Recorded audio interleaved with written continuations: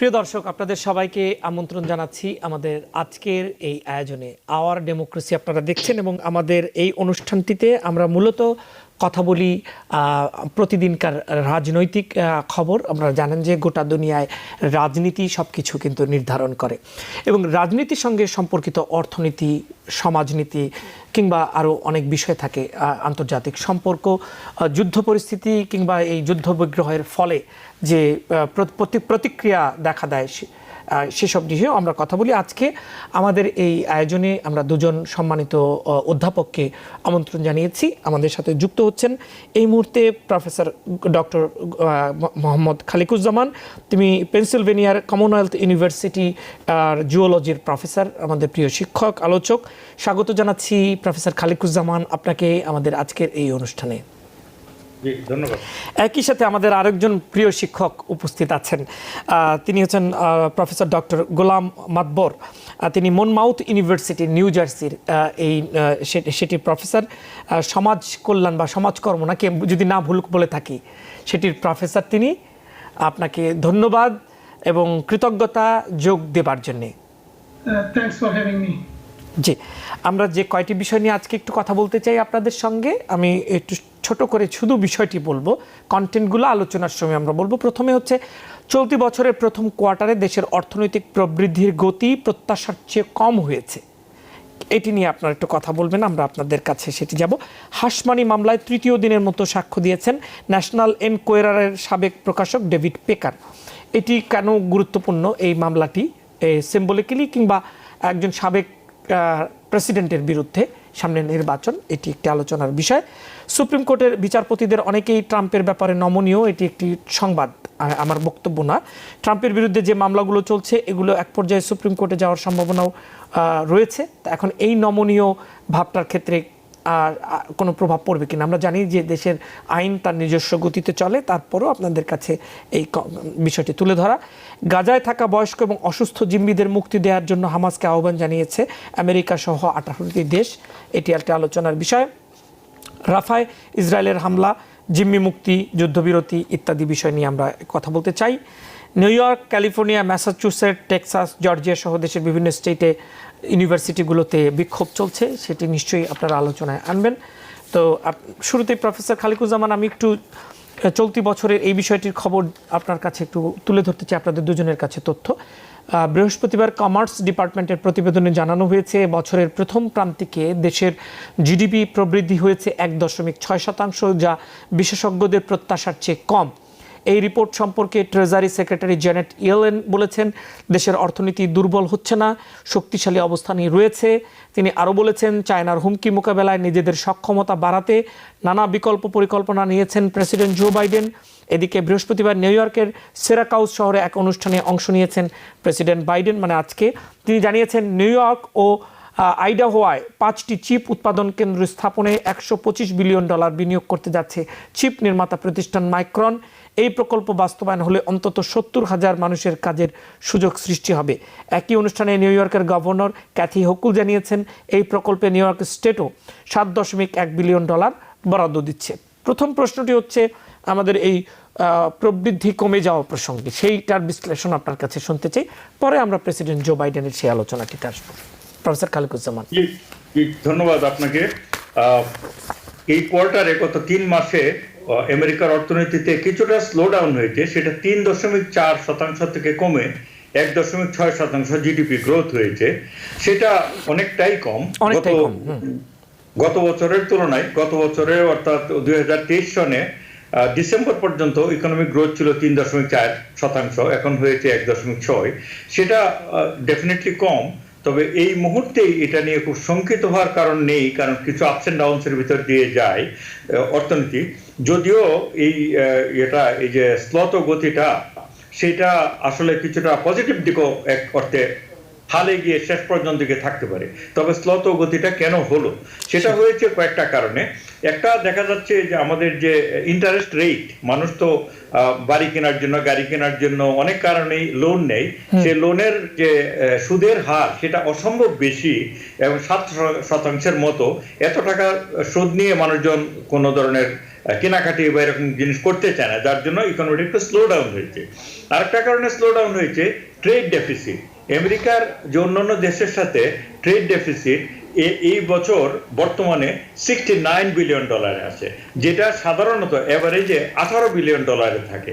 তো 69 বিলিয়ন, অর্থাৎ আমরা বেশি ইম্পোর্ট করছি রেদার দেন এক্সপোর্ট করছি। এই কারণে এটা হচ্ছে আরেকটা কারণ হচ্ছে যে কি আমরা ইম্পোর্ট করি বাইরের দুনিয়া থেকে।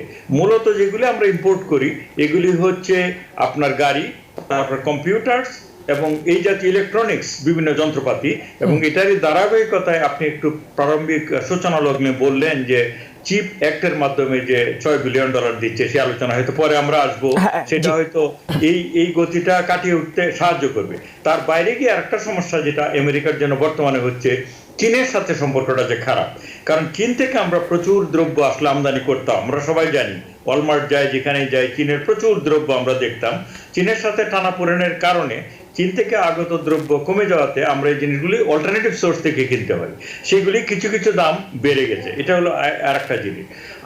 আরেকটা জিনিস হচ্ছে আপনার যে পৃথিবীতে যে যুদ্ধ বিগ্রহ হচ্ছে বেশ কয়েকটা জায়গায়, তার জন্য সার্বিক অর্থনীতি একটা হুমকির মুখে পড়ে যাচ্ছে, একটা অস্থিরতায় পড়ে যাচ্ছে দুনিয়ায়। কারণ হরমুজ প্রণালী দিয়ে প্রচুর জিনিসপত্র আসা যাওয়া করে, রেড সি দিয়ে প্রচুর জিনিসপত্র আসা যাওয়া করে, সেগুলি কিন্তু একটা থ্রেটেন্ড হচ্ছে ইসরায়েল এবং গাজার যুদ্ধের জন্য, সেটা আমরা জানি। এই যে 4-5-6টা কারণ আমি আপনাকে দিলাম, যার জন্য হচ্ছে আমাদের অর্থনীতি বর্তমানে কিছুটা স্লো ডাউন হয়ে আছে। তবে আশা করা যাচ্ছে যে আমাদের যে স্পেন্ডিং, মানুষের যে স্পেন্ডিং, কনজিউমার স্পেন্ডিং, আমরা মানে গ্রাহক হিসাবে যে কেনাকাটি করি, এটাতে এখনো স্লো ডাউন করে নাই বলে এই রিপোর্টটাতে বলা হয়েছে। এটা এখনো স্ট্রং আছে, সেটা একটা ভালো জিনিস। তবে যদি কিছুটা স্লো ডাউন করে ইকোনমিটা, তাহলে যে ইনফ্লেশন রেট যেটা বেড়ে যাচ্ছিল, বেড়ে গিয়েছেও, সেটা হয়তো বা আর একটু স্লো ডাউন করবে। এই মুহূর্তে ইনফ্লেশন রেট কিন্তু আমাদের টার্গেট হচ্ছে 2%, কিন্তু এখন এটা 3.4%-এর কাছাকাছি চলে গেছে, আবার একটু বেড়ে আর কি। তো যদি ইকোনমি স্লো ডাউন করে, ব্যাপক স্লো ডাউন না করে, তাহলে ইনফ্লেশনটা কমবে, এটা আমাদের জন্য ভালো হবে। তবে যদি কন্টিনিউয়াস 2-3 কোয়ার্টারে ইকোনমি স্লো ডাউন করে, তাহলে এটা রিসেশনের দিক যাবে, সেটা একটা খারাপ দিক। মাত্র তো 1 কোয়ার্টার গেল, আর 3 মাস পরে রিপোর্ট আসবে, আমরা একটু দেখি কি হয়। আপনি বিশ্লেষণটা করছেন এইভাবে যে আপনি একটু দেখতে চান যে আসলে পরিস্থিতি কোন দিকে যায় এবং এটি আসলে ভালোর দিকে কেন যেতে পারে তারও একটি ইঙ্গিত আপনি দিলেন। আমি একটু প্রফেসর গোলাম এম মাদবর আপনার কাছ থেকে বিষয়টি একটু শুনতে চাই। ধন্যবাদ। আসলে আমার কো-প্যানেলিস্ট ডক্টর খালিকুজ্জামান কিন্তু খুব সুন্দরভাবে প্রতিটি রিজনগুলোই বলেছেন যে ডেফিনেটলি ওয়ার্ড সিচুয়েশন। আমরা জানি ইকোনমির একটা বিরাট দিক হচ্ছে real estate. Real estate is very slow now, is because of 7% interest rate. Interest rate যেহেতু বাড়াতে, এটা একটা বিরাট কারণ। আর আমি আরেকটা ওনার সাথে ইকো করবো, যেটা ইউএস চায়না রিলেশনশিপ। আসলে দেখুন, সবচেয়ে বড় লার্জেস্ট পার্টনার হচ্ছে আপনার চায়না, ইউনাইটেড স্টেটসের। এই রিলেশনশিপটা আমার মনে হয় এখন যে আমরা জানি যে Blinken is in China, this is I think the correct initiative, এবং এটা অবিলম্বে আমি মনে করি অ্যাড্রেস করতে হবে। কারণ at the end of the day economy matter. China US relationship কিন্তু depend করে largely about then the other diplomatic other things, the Taiwan and other issues. Mainly it's all about trade. এইটার জন্যই হয়তো চায়নার একটু আমি বলবো এখন নন কোপারেশন, যার ফলে ইকোনমিকে হার্ট করে। তবে এইটা খুব ইউজুয়াল। আপনার গত 1 বছর যাবৎ ধরুন যে কোভিডের পরে US economy is like on the rise, এবং এটা কিন্তু এইভাবে থাকে না, একটা পর্যায়ে এসে কিন্তু এটা শার্ট, যেটা এখন যে কনসার্ন যেটা হচ্ছে 3.4 থেকে 1.6, which is sharp, the slow down of the economy. That's what it is. আমার মনে হয় এখানে আরো বেশি কন্ট্রিবিউট করছে বা করবে, সেটা হচ্ছে war situation. This war particularly middle ইস্টের ওয়ার এবং ইউক্রেনের war. So all these things, really factor. I don't think, I'm going to actually just, overstate, what Dr. Khalikuজ্জামান said. But at the same time, the roadmap যেটা যে আপনি বললেন science সেক্টরের মাধ্যমে যে 6.7 বিলিয়ন যেটা আমরা জানি সিরাকিউজে, বা 125 billion, this is a very appropriate and correct initiative. আপনারা জানেন যে আমরা কোভিডের সময় আমরা খুবই দুশ্চিন্তায় ছিলাম যে chip is the biggest thing, for the STEM or for science and technology. all the economy advancement, it depends on chips. So এটা কিন্তু আমি মনে করি United States, bringing it back. এত বেশি আউটসোর্স করা হয়েছে যেগুলো কিন্তু দেখেন now you have to take the lesson from the history, and that's what in fact is happening. So this is characteristic.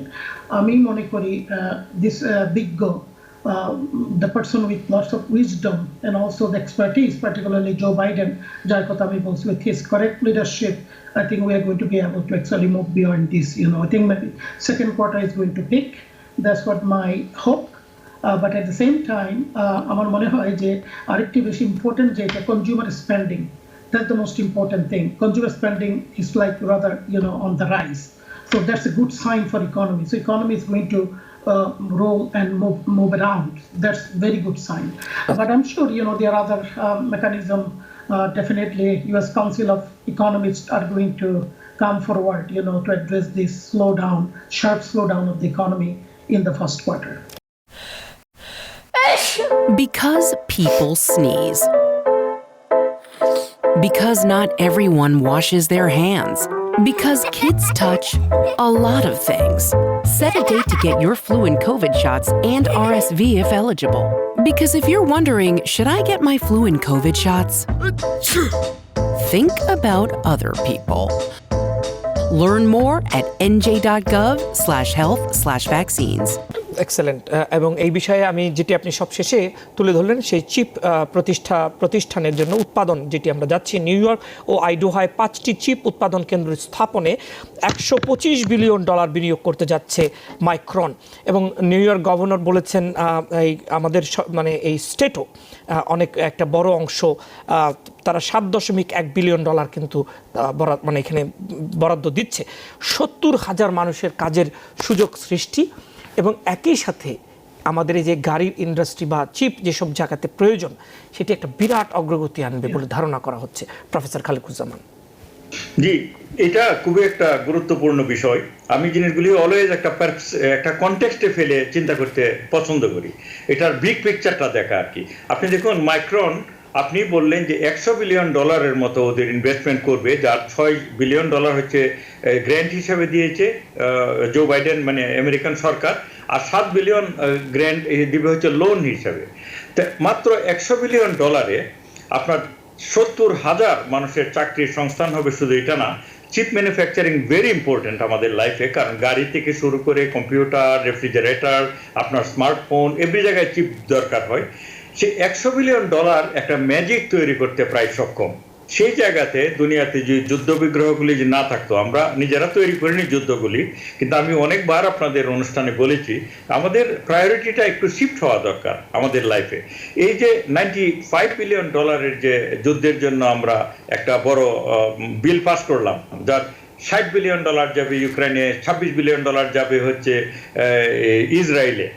এই যে 60 বিলিয়ন 26 বিলিয়ন এই টাকাগুলি যদি আমরা নিজের দেশে এইসব চিপ ম্যানুফ্যাকচারিং কিংবা স্টুডেন্টদের লোনের ব্যাপারে বয় করতে পারতাম, তাহলে কি হতে পারতো একটু চিন্তা করে দেখুন।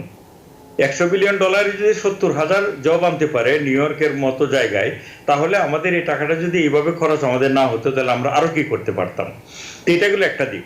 তবে চিপ ম্যানুফ্যাকচারিং এর দিকে আমাদের নজর দেওয়া খুব জরুরি, কারণ আমরা চিপের জন্য মূলত বাইরের দুনিয়ার দিকে তাকিয়ে থাকি, নির্ভরশীল। এর প্রধান হচ্ছে আপনার তাইওয়ানে দুনিয়ার সবচেয়ে বড় চিপ ম্যানুফ্যাকচারিং, এটার নাম হচ্ছে Taiwan chip manufacturing company, TCMC।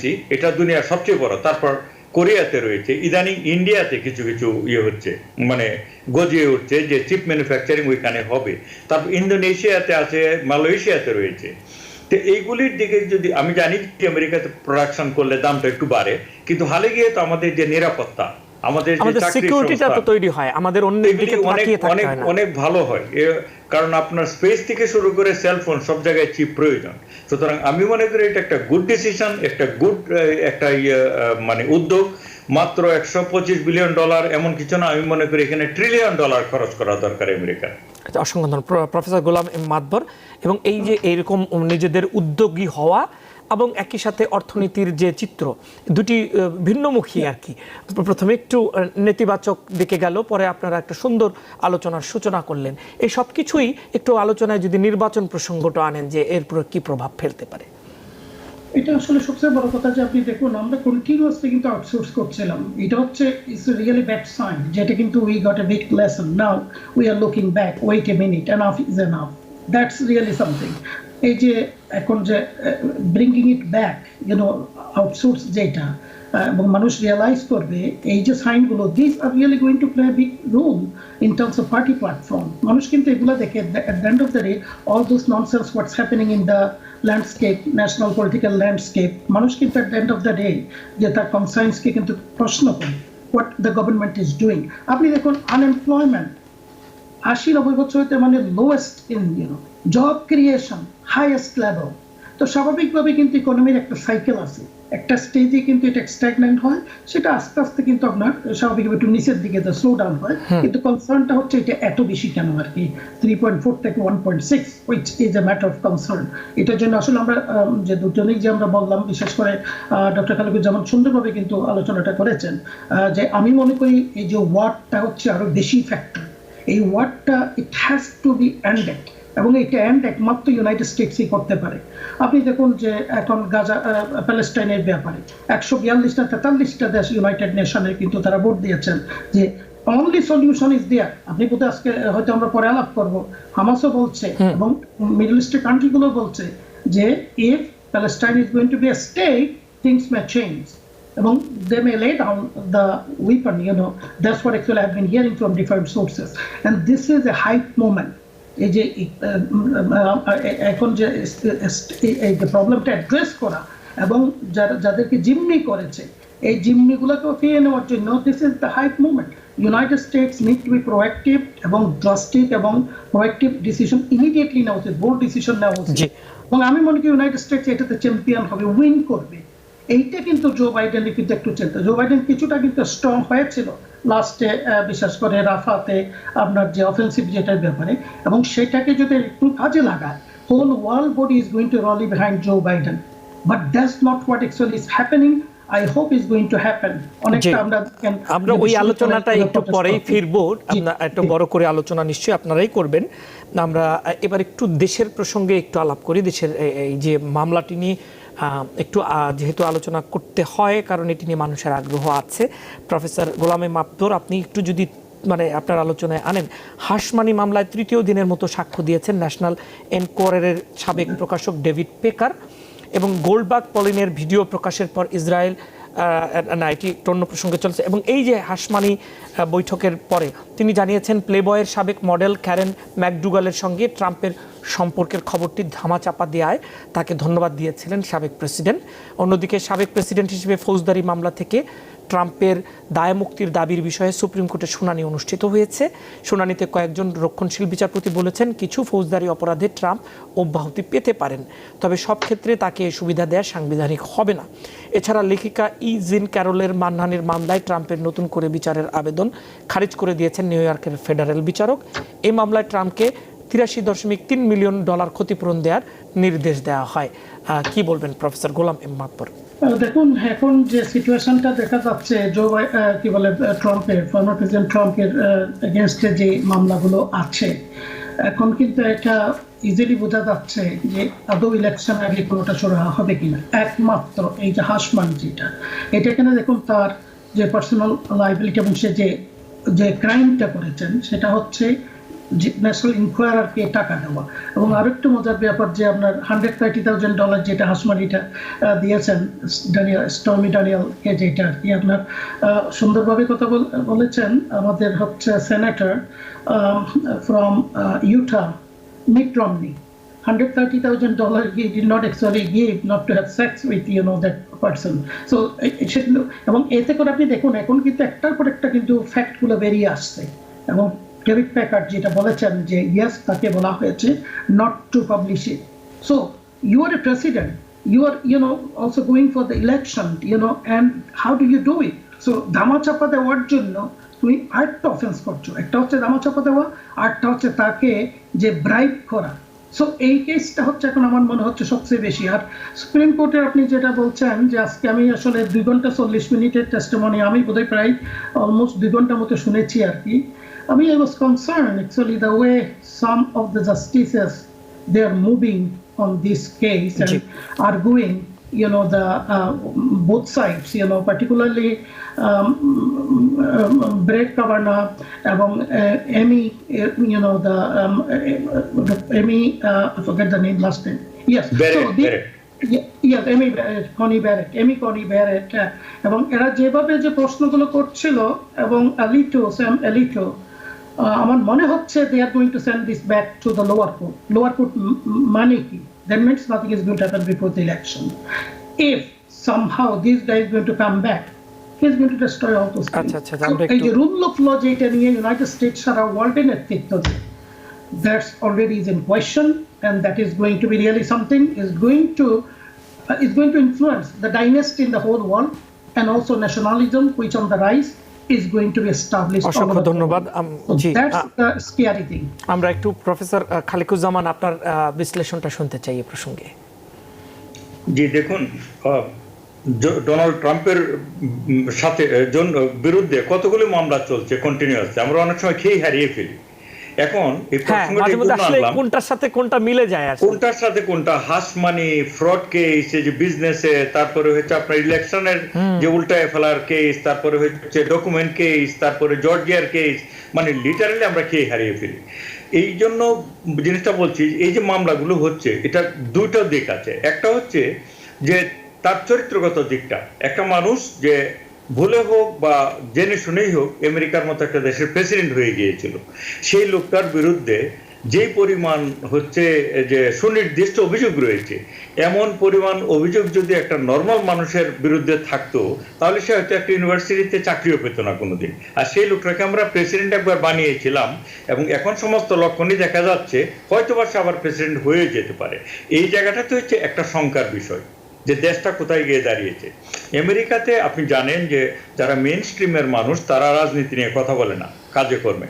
আজকে আমার একজন মানে আমেরিকান, মানে লোকাল আমেরিকান হোয়াইট একজন মহিলা কলিগ, তিনি প্রথম আমার এখানে বসলো, আমার অফিসে এসে, মানে আমার অফিসে প্রতিদিনে আসে, বসলো আর কি। আজকে বসে সে তার উষ্মা প্রকাশ করলো। আমি আশ্চর্য হয়ে গেছি যে এইটা কিভাবে সম্ভব একটা আমেরিকার মতো দেশে, যে এরকম একটা বদ লোক, যে 5-6টা মহিলা তার বিরুদ্ধে সুনির্দিষ্ট অভিযোগ আছে, তার ওয়াইফ প্রেগনেন্ট থাকা অবস্থায় এসব কুকাম করেছে, সে সাধারণ মানুষের সাথে না, সে পর্ন স্টারের সাথে মহিলা, এই জন্য সে খুব উত্তেজিত হয়ে গেছে। তারপরে গিয়েও আমরা এই যে আমাদের যে রিলিজিয়াস অর্গানাইজেশনগুলো, সে বলছে আমেরিকার যে ইভেঞ্জেলিক্যাল খ্রিস্টান যারা, তারা ফ্যামিলি ভ্যালিউজের কথা অহরহ বলে, আবার অ্যাট দ্য সেম টাইম এমন একটা বদ লোকের পিছনে তারা গাঁটছড়া বাঁধে যে তাকেই ভোট দিতে হবে, যে জাতিটা কোথায় গিয়ে দাঁড়াচ্ছে।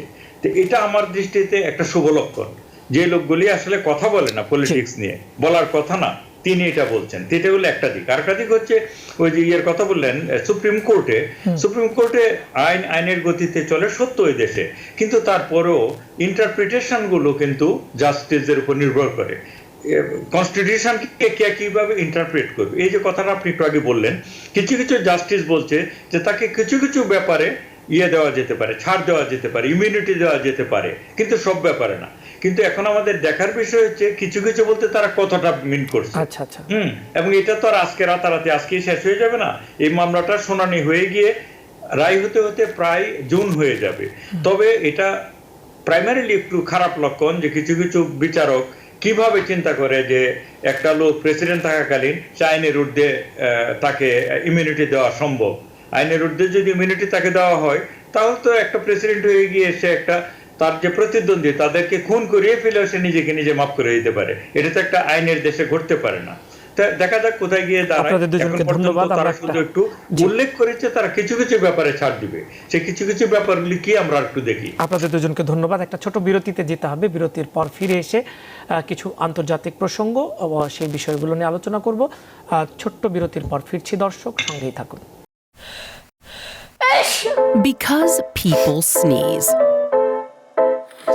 Because not everyone washes their hands. Because kids touch a lot of things. Set a date to get your flu and COVID shots and RSV if eligible. Because if you're wondering, should I get my flu and COVID shots?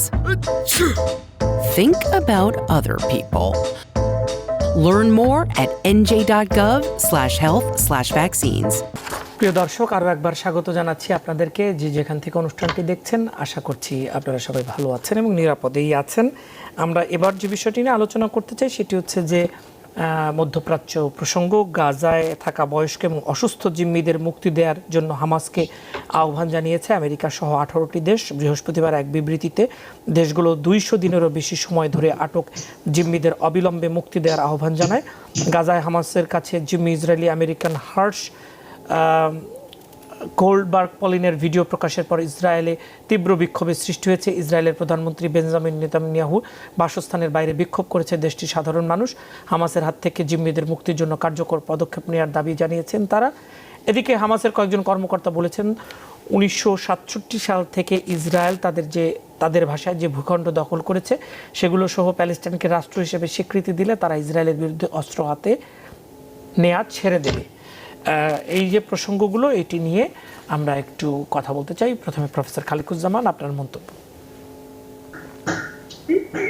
এই বিষয়টি বেশ একটা turning point আমি মনে করি। Turning point এই সেন্সে যে হামাস একটা সংগঠন যারা হচ্ছে যে 7ই অক্টোবর যে আক্রমণটা চালিয়েছিল, একটা সন্ত্রাসী আক্রমণ, সেটা আপনাদের অনুষ্ঠানের মাধ্যমে আমরা যারা মনে করি যে বিবেচনা সম্পন্ন লোক তারা কিন্তু এটা নিন্দা জানিয়েছে অলং। এবং হামাস এমনিতে একটা সন্ত্রাসী সংগঠন, তারা আসলে ইসরায়েলের ডিস্ট্রাকশনের মাধ্যমে পুরো ইসরায়েলটাকে আবার প্যালেস্টাইন বানাতে চায়। তো এটার সাথে আমরা একমত না, কিন্তু প্যালেস্টাইনে যেটা ঘটছে এটা তো আমাদের সবারই জন্যই মানে হৃদয় ভেঙে চুরমার হয়ে যায়। সাধারণ মানুষের যেভাবে তারা হত্যা করছে, পুরো অঞ্চলটাকে যেভাবে ধ্বংস করছে। কিন্তু এখানে হামাস প্রথমবারের মতো তারা বলছে তারা অস্ত্র রেখে দিবে, অস্ত্র হাতে আর নিবে না যদি প্যালেস্টাইনকে একটা স্বাধীন দেশ হিসাবে স্বীকৃতি দেওয়া হয়। এবং তখন তারা বলছে তাদের যে হামাসের যে ব্রিগেড যেসব তারা আছে, তারা রেগুলার আর্মিতে তাদেরকে যদি অ্যাসিমিলেট করা হয় তাহলে তারা অস্ত্র বিরতিতে শুধু রাজি না, অস্ত্র হাত থেকে সম্পূর্ণ ছেড়ে দিতে রাজি। তো চিন্তা করুন, এটা একটা টার্নিং পয়েন্ট, কারণ তারা তাদের অরিজিনাল পজিশন থেকে কতটা দূরে সরে আসছে। প্লাস হচ্ছে বাংলাদেশ সহজে যে কোনো জায়গায় যখন মুক্তিযুদ্ধ হয় তখন মুক্তিযোদ্ধাদেরকে সেই দেশের আর্মিতে রেগুলারাইজ করা হয়, এটাই নিয়ম, এটাই তারা চাচ্ছে। এটা এমন কিছু, এটা খুবই ভালো একটা লক্ষণ।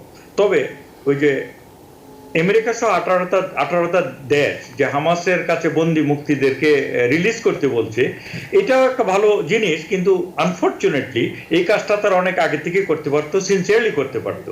সেটা না করে তারা কন্টিনিউয়াস 6 মাস ধরে ইন্ধন জুগিয়ে গেছে এই যুদ্ধটাতে আমেরিকা, তারা অস্ত্র শস্ত্র সাপ্লাই দিয়ে গেছে। তারা কখনো সেইভাবে সিরিয়াসলি যুদ্ধটা থামুক এই প্রচেষ্টা নিয়েছে বলে আমাদের কাছে মনে হয় নাই। তা সুতরাং এটা যদি, আমরা তো চাই যে বন্দীরা ফেরত আসুক, তবে শুধু তাদের উপর কেন চাপ দেওয়া হচ্ছে, হামাসদের উপর? আমেরিকা তো নেতানিয়াহুকে প্রচুর চাপ দিল অনেক কিছু থামানোর জন্য, কিন্তু সে তো এটা ভ্রুক্ষেপই করে নাই। সে রাফাতে পর্যন্ত তাকে সে যাতে অভিযান না চালায় এই জন্য স্পষ্ট ভাষায় আমেরিকা বলে দিয়েছে, কিন্তু রাফাতে অভিযান কিন্তু চলছে। এমনকি সে অভিযান পূর্ণ উদ্যমে নেওয়ার জন্য প্রস্তুতি নিচ্ছে নেতানিয়াহু। সুতরাং প্রেশারটা দুই তরফা হওয়া উচিত। প্রথমে বলটা হচ্ছে ইসরায়েলের কোর্টে, তারা প্রতিশোধ নিয়েছে, দ্যাটস ফাইন, কিন্তু 1200 লোকের এগেনস্টে আপনি 36,000 লোক মেরেছেন, সেটা তো 100 গুণের মানে কত গুণ বেশি হয়ে গেল। আর এটা তো শুধু মানুষ মারা না, পুরো অঞ্চলটাকে ধ্বংস করে দিয়েছে, তাই না? সুতরাং আমার মতে আমেরিকা যদি সিনসিয়ার হয় তাহলে বন্দি মুক্তি অবশ্যই আমরা চাই, তবে এইটাকে নেতানিয়াহুকে ফোর্স করতে হবে, তোমাকে এই যুদ্ধ এই মুহূর্তে বন্ধ করতে হবে, তারপর আমরা বন্দীদেরকে আমরা ফিরে আনার সমস্ত নেগোসিয়েশন করব। এবং দুই রাষ্ট্রের সলিউশনে তো আমেরিকা বিশ্বাস করে, তাহলে let's talk about it sincerely. আচ্ছা, প্রফেসর গোলাম মাদবর। আমি আসলে এই প্রশ্নে যাওয়ার আগে আর দুটো পয়েন্ট একটু আলাপ করতে চাই। আপনি আমার একটা প্রশ্ন করেছিলেন যে ট্রাম্পের যে কেসগুলোর একটা পলিটিক্যাল ইম্প্যাক্টটা কি।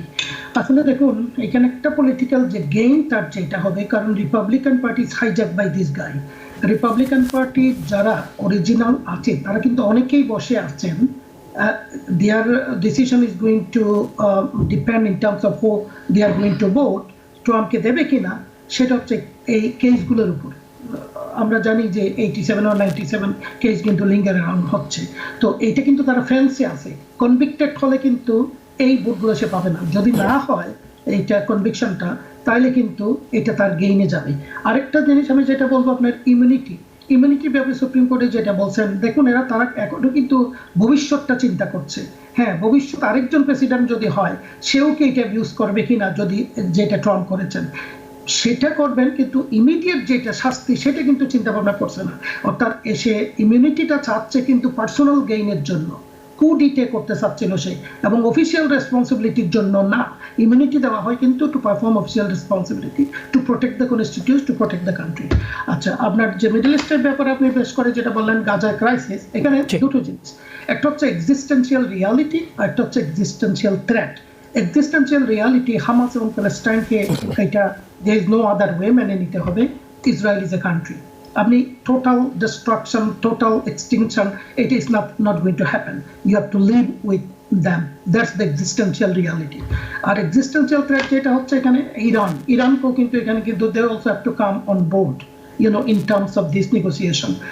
Enough is enough. হ্যাঁ, আমরা জানি অক্টোবর 7-এ যেটা করেছে হাইনিয়াস, এটা কোনো ভাষাতেই এটার কোনো মানে সাপোর্ট তো দূরের কথা, এটা সবাই নিন্দা করেছেন।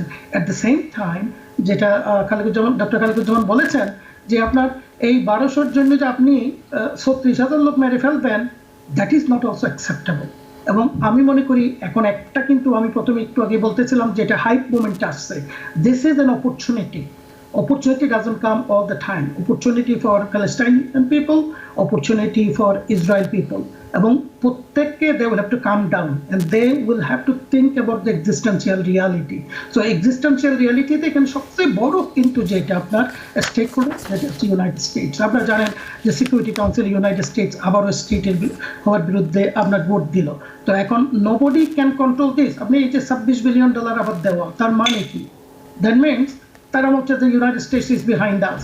So US need to calm down. US need to be bold এবং proactive with this guy Netanyahu. তার এগেনস্টে আপনার ডেমনস্ট্রেশন হচ্ছে, but at the end of the day যখনই কিন্তু আপনার রাফাকে অ্যাটাক করতে যায়, সবাই কিন্তু এক হয়ে যায়।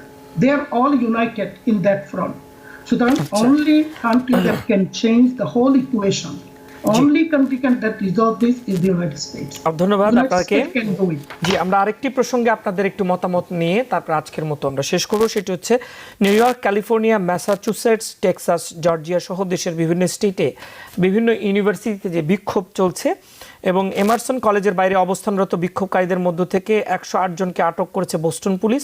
এ সময় ধস্তাধস্তিতে 4 পুলিশ কর্মকর্তা আহত হয়েছেন। ম্যাসাচুসেটসের ক্যামব্রিজে অবস্থিত হার্ভার্ড ইউনিভার্সিটি ক্যাম্পাসের খোলা জায়গায় তাঁবু খাটিয়ে অবস্থান নিয়েছে শিক্ষার্থীরা। গাজা থেকে দখলদার, মানে তাদের ভাষায় ইসরায়েলি বাহিনীকে সরে যেতে স্লোগান দেয় তারা। বহিরাগতদের ক্যাম্পাসে প্রবেশ ঠেকাতেই ও পরিস্থিতি নিয়ন্ত্রণে আইডি কার্ড ছাড়া কোনো শিক্ষার্থীকে ক্যাম্পাসে প্রবেশ না করতে দেওয়ার সিদ্ধান্ত নিয়েছে হার্ভার্ড কর্তৃপক্ষ। এদিকে ফ্রান্সও গাজায় ইসরায়েলের যে আগ্রাসন সেটির বন্ধের দাবিতে বিক্ষোভ করেছে শিক্ষার্থীরা। এ বিষয়ে আপনাদের মতামত আমরা জানবো। প্রথমে আমি একটু যেতে চাই প্রফেসর খালিকুজ্জামান আপনার কাছে। দেখুন, এই যে প্রটেস্টগুলো হচ্ছে, আমি তো মনে করি এটা গণতন্ত্রের সবচেয়ে সৌন্দর্য, যে এই যে আমাদের দেশ যে একটা সবচেয়ে ফ্রি গণতন্ত্র, ফ্রি স্পিচের দেশ বলে আমরা দাবি করি আমেরিকা, গণতন্ত্রের সবচেয়ে নাকি সর্বোচ্চ পাদপীঠ। তো সেটা যদি আমরা টলারেন্ট না হই, যে প্রটেস্টগুলোতে এক ধরনের বেরোমিটার সমাজে, এই যে এত প্রটেস্ট হচ্ছে সারা ইউনিভার্সিটিগুলোতে, সেটার থেকে তো শিক্ষা নেওয়া প্রয়োজন, সেটার থেকে তো ক্লু নেওয়া প্রয়োজন, যে ছাত্ররা তো এই দেশে কথায় কথায় রাস্তায় নামে না, এরকম কালচার নেই এই দেশে। এইভাবে রাস্তায় নেমেছিল ভিয়েতনাম যুদ্ধের সময়, এবং ভিয়েতনাম যুদ্ধের সময় 4 জন স্টুডেন্টকে কেন্ট স্টেট ইউনিভার্সিটিতে হয়তো গুলি করে মেরেছিল পুলিশ। আমাদের অনেকটা 52 সনের ভাষা আন্দোলনের মতো, সেই ইতিহাসটা হয়তো অনেকের জানা নেই। অর্থাৎ যেমন বাংলাদেশ, তেমনই এই দেশে স্টুডেন্টরা সবসময়ই হচ্ছে আপনার বিবেক, কারণ তারা অনেক আইডিয়ালিস্টিক হয় কম বয়সে আর কি। আমরাও যেমন কম বয়সে দুনিয়াটাকে চেঞ্জ করতে চেয়েছিলাম হয়তো আমরা নিজেদের মতো করে, এরকমই হয় আর কি দুনিয়াতে। তো সেই যে এত বড় সুন্দর একটা প্রটেস্ট হচ্ছে, সেটাকে আমরা এখান থেকে ক্লু না নিয়ে, এখান থেকে শিক্ষা না নিয়ে, সেটা তাদের কথাটা কান দিয়ে না শুনে তাদেরকে আমরা যে অ্যারেস্ট করাচ্ছি ডজনে ডজনে, এটা তো আমেরিকাকে একটা স্বৈরাচারী শাসক দেশের মতো চিত্র তুলে ধরে। সেটা তো করার প্রয়োজন ছিল না। এবং আপনি যদি খেয়াল করে দেখেন, নিউজগুলিতে নিশ্চয়ই আপনার সাংবাদিকরা পড়েন, এখানে কিন্তু সবাই মুসলমান স্টুডেন্টরা, এখানে প্যালেস্টাইনি স্টুডেন্টরা না, কোয়াইট দ্য কন্ট্রারি। এখানে যারা নেতৃত্ব দিচ্ছে, এই যে কলম্বিয়া ইউনিভার্সিটি, নিউ ইয়র্ক ইউনিভার্সিটিতে আপনি নামগুলি পড়লেই দেখবেন, তারা মেজরিটি হচ্ছে Jewish student. Jewish voice for change JBC, তারা হচ্ছে বিবেক সম্পন্ন মানুষজন। তার মানে হচ্ছে তারা কতটা বিবেক সম্পন্ন যে জুইশ স্টুডেন্ট হয়েও তারা প্যালেস্টাইনের স্বাধীনতার জন্য তারা লড়ছে, কারণটা হচ্ছে শান্তির পক্ষের কথা, ন্যায়ের পক্ষের কথা। সুতরাং আমি মনে করি যত তাড়াতাড়ি আমেরিকান পলিটিশিয়ানরা এই জিনিসটাকে হৃদয়ঙ্গম করবে ততই মঙ্গল। আর যদি হৃদয়ঙ্গম না করে, শুধু প্যালেস্টাইনের জন্য ক্ষতিকারক না, ইসরায়েলের জন্য না, আমেরিকার জন্য ক্ষতিকারক। কারণ এই এটার জন্য আপনার জো বাইডেনের ইলেকশন পণ্ড হয়ে যেতে পারে। গত পরশুদিন পেনসিলভেনিয়াতে প্রাইমারি হয়ে গেল, আমি নিজেও ভোট দিয়েছি। সেখানে 55,000 লোক পেনসিলভেনিয়াতে মানে আনকমিটেড ভোট দিয়েছে জো বাইডেনকে, মানে তারা কমিটেড না। পেনসিলভেনিয়াতে জো বাইডেন গত ইলেকশনে মাত্র 80,000 ভোটে পাস করেছিল। অর্থাৎ এই প্রটেস্ট যদি না থামানো হয় এবং তাদের কথা যদি না শোনা হয়, তাহলে সেটা প্যালেস্টাইনের জন্য ক্ষতি হবে, ইসরায়েলের জন্য এবং আমেরিকার মানে পলিটিক্সের জন্য ক্ষতি হবে। কারণ এখানে একটা বদ লোক যে হচ্ছে আরো 10 গুণ বদ, মানে ডোনাল্ড ট্রাম্প, সে ক্ষমতায় চলে আসবে। জো বাইডেনকে এখনই বুঝতে হবে যে সে তার ক্ষমতা যদি টিকিয়ে রাখতে হয়, he will have to act fast এবং নাও। জি, প্রফেসর গোলাম মাদবর, আজকের জন্য শেষ বক্তা।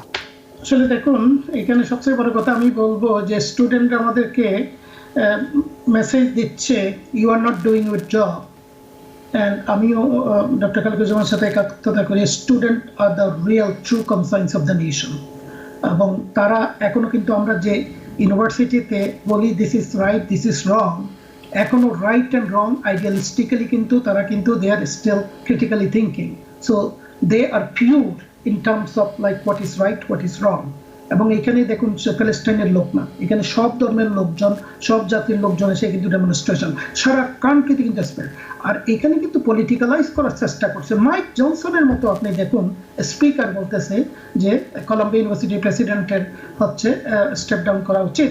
এগুলো হচ্ছে হু ইজ দ্যাট পারসন, এবং তারা কিন্তু এইভাবে পিন পয়েন্ট টার্গেট করতেছে আর কি। আর এটাকে অ্যান্টাই সেমিটিজম একটা ব্যাপার নিয়ে আসতেছে। হ্যাঁ, জুইস স্টুডেন্ট আছে, স্বাভাবিকভাবে জুইস স্টুডেন্ট বড় ডেমনস্ট্রেশন দেখলে they are going to be afraid, but nothing happened that nobody actually harass them. So এইগুলোকে কিন্তু আপনারা দেখুন অনেকে কিন্তু ক্রিটিক্যালি কমপ্লিকেট পলিটিক্যালাইজ করতে চাচ্ছে। অ্যান্টাইসেমিটিজমের মিনিংটাই কিন্তু এখানে মিসইন্টারপ্রেট করছে। what anti-Semitism actually mean, এটাকে পলিটিক্যালাইজ করছে। So this are unfortunate thing. এবং আমি মনে করি যে এইটার কিন্তু ইম্প্যাক্ট 55,000 বলেন যে আনকমিটেড ভোট বা মিশিগানে হয়েছে, this are message to Joe Biden. So Joe Biden actually take this into consideration seriously with his cabinet, with the Congress. এবং কংগ্রেসেরও কিন্তু এটা কগনিজেন্সে নেওয়া উচিত। That is the only way that we can address the issue. So student telling us, hey, you guys are not doing your job here. আমরা এদেশে বলি Martin Luther king এর injustice anywhere is a threat to justice everywhere. Do we mean it? So it is happening for this group of people. It might happen for other group of people if we let it go like this, unchecked, unprotested, unchallenged. এবং স্বাভাবিকভাবে ডেমনস্ট্রেশনে আমি তো মনে করি এটা খুব peaceful demonstration হচ্ছে সবখানে। যে ডক্টর খালিকুজ্জামান বললেন যে 4 জন পুলিশ অফিসার মারা গিয়েছিল অতীতে, কিন্তু এখনো তো আমি ওই ধরনের কোনো কিছুই দেখি নেই। এবং যথেষ্ট তারা কিন্তু আপনার পিসফুলি নন ভায়োলেন্ট ওয়েতে কিন্তু প্রচেষ্টা করে যাচ্ছে।